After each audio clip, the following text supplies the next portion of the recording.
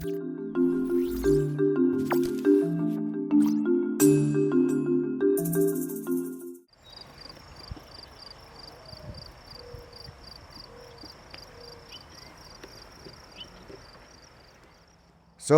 I'm just out walking my place this morning. We bought this place not very long ago, and it's just this beautiful kind of wild pasture.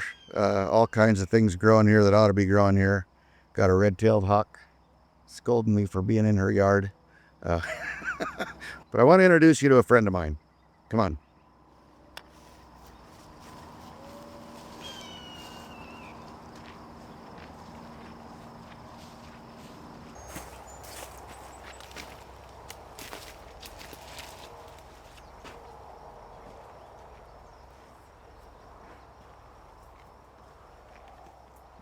So this is the guy.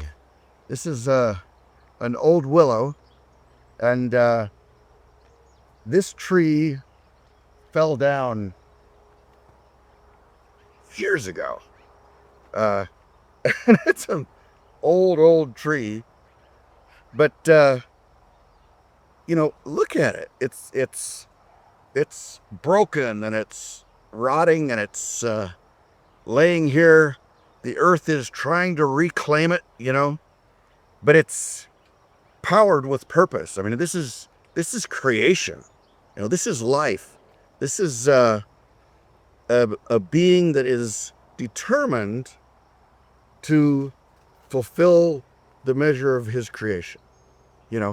It's like the intent of God is woven into the strands of its DNA, the light and truth everywhere flowing through this guy. And he's just completely careless of catastrophe. He's laying here prostrate and broken, and yet you've got little shoots popping up everywhere, to grow and to breathe and to flower and to seed. And it's content with where it is. I think there's a lot of lessons there. I think that, bad things happen, and this guy's attitude is, if God's not done with me, I'm going to keep growing, and I'm going to keep doing the things God created me to do. I'm going to protect and feed and heal his kids, and it's resonant with that purpose. Trees are amazing. You can feel that. You can feel that intent, I think, if you listen, if you pay attention. I think that God, when he created this world, put his intent into everything, gave it its purpose, gave it its role in this beautiful project. And, all of the plants sort of feel that way to me. It's almost like they know what their job is. And sometimes you can feel through those communications, whether it's plant pheromones or whether it's some electromagnetic thing or some spiritual thing, I don't know. But you can feel the things that a plant's good for. You can crave what you need when you have a need. And the herbs and the flowers and the weeds, they all do that, but the trees really do it. The trees have been here for a long time. They're not just, dandelions that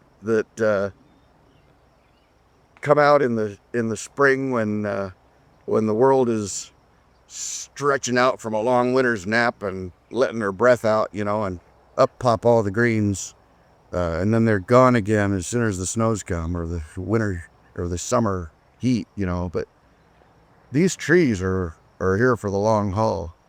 This tree is a great medicinal. This is a willow, and there's all kinds of willows, and in fact, willows, that genus of salix, drives botanists crazy because they're so diverse and varied, and they mutate so randomly and quickly that, they used to think there were hundreds of species of willow, and now they've learned by doing DNA testing and stuff that a lot of them are the same species, and if they grow by a creek, they're completely different than that if they grow 100 yards further up the bank. One's a big tree and one's a little shrub, and they all look different.